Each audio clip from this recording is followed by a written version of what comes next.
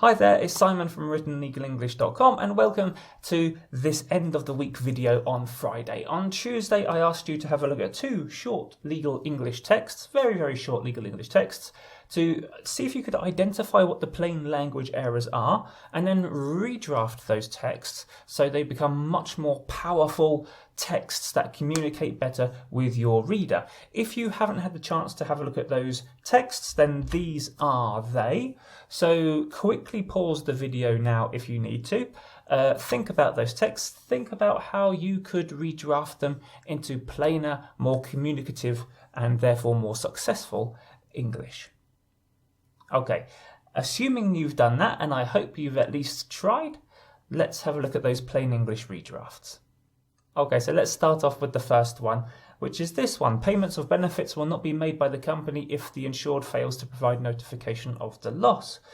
The plain English redraft, not redrafted by me, but redrafted by some of the most important people in the field of plain English. In fact, this was done back in 1987 by way of an argument, as a matter of fact, by way of a survey, which actually showed that legal professionals preferred the plain English alternative. And that plain English alternative is the company will pay benefits only if the insured notifies the company of the loss. Now, you might be asking yourself, why is this plain English alternative better than the original? Well, the point that I want you to take away from here is that very often in legal English there is a tendency or a bad habit to overuse or misuse negative forms. And I'm not just talking about double negatives or triple negatives or quadruple negatives, which do come up frighteningly in frighteningly large amounts in legal or complex business texts even, but simply using the negative when there is no real need to use the negative. Positive messages communicate a lot better, and simple conditional structures are those which are understood by many people. Although English language learners learn to hate conditionals, which I think is a little bit unjustified. I think the teaching of conditionals should be done in a much better and a much more positive way. But one thing that you can say about conditionals, particularly simple conditionals like this is the first conditional here, is that they're really easy to understand. The company will pay benefits only if the insured notifies the company of the loss. Simple. No way to misunderstand that. However, if you have a look at the original where we've got negative forms, you got not be made by the company if the insured fails to provide notification, then it just adds an unnecessary level of complexity which doesn't need to be there. Now, if I bring along the original study, which is over here, and of course I'll link to this below or above this video depending on where you're watching it, you'll see that there's actually a lot more discussion about this. I think that's right one here. Yes, so paragraph 5. You can see there's a lot more things that are being identified about what is wrong with this particular sentence. But I want to stress the fact that the negative is being misused.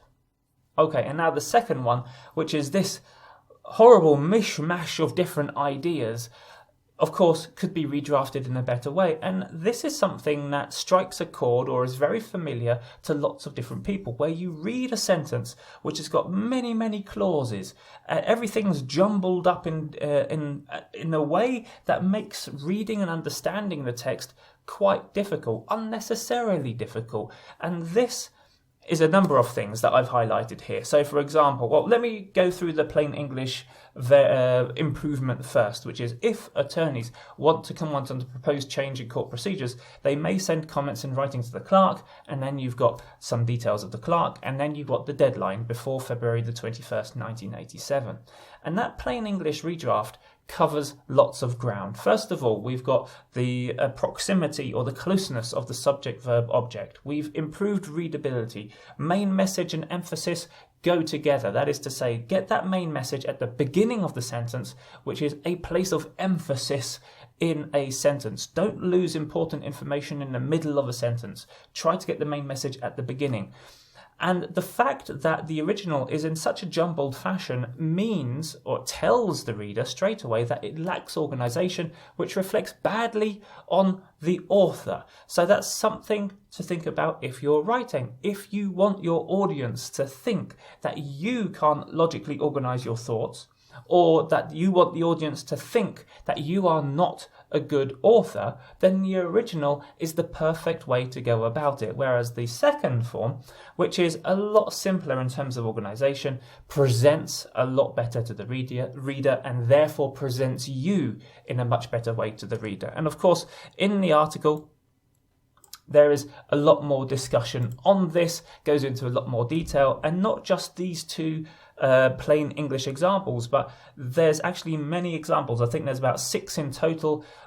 All of them have a discussion of what the problems are and why the plain English variant is better. And of course, the results of the survey, which categorically shows that legal English professionals prefer plain language legal drafting.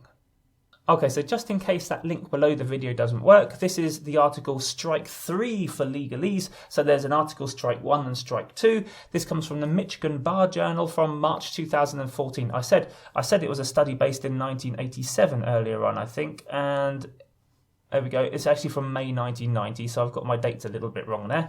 Please forgive me. But it was authored by Joseph Kimball, Joseph A. Prokop Jr., Joseph Kimball in particular, one of the giants of plain language writing, of legal English redrafting, of changing statutory instruments and legislation from horrible legalese into plain language. So if you can, have a look at this article, have a look at some of Joseph Kimball's materials, fantastic materials that will help to persuade you to change the way that you write from horrible legalese, which hopefully you don't do, into plain and better legal English drafting.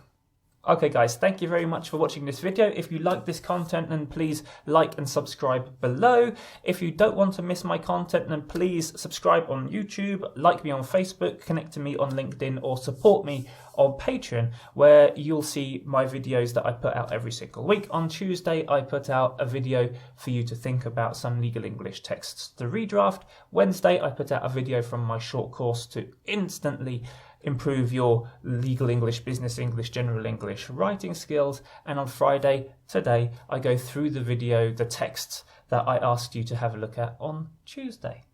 Saying that, I'll see you guys next week on Tuesday. Have a fantastic weekend, and I'll see you soon.